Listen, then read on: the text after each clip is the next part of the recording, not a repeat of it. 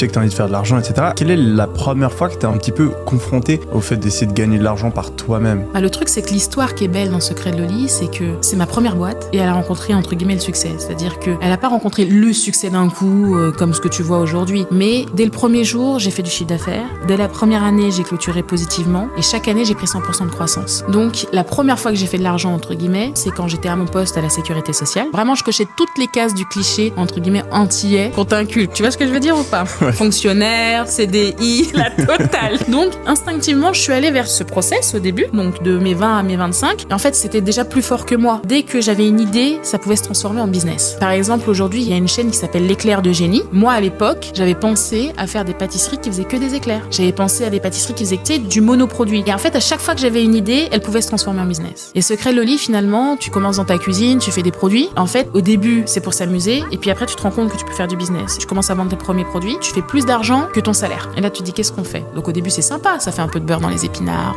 Et puis finalement, tu te fais le double de ton salaire. Et là, tu te retrouves confronté à un problème. Est-ce que tu fais le grand saut ou est-ce que tu t'accroches en fait à ces vieilles bases et ces prisons mentales qu'on t'a quand même un petit peu inculquées? Je le raconte dans le livre, tu vois. J'ai fait le grand saut un peu forcé, mais une fois que les chevaux étaient lâchés, enfin, je veux dire, voilà. La première année, je crois que j'ai clôturé à 150 000 € alors que je fabriquais à la main et que j'avais fait que la moitié de l'année. Dès la deuxième année, je faisais déjà 450 000 €.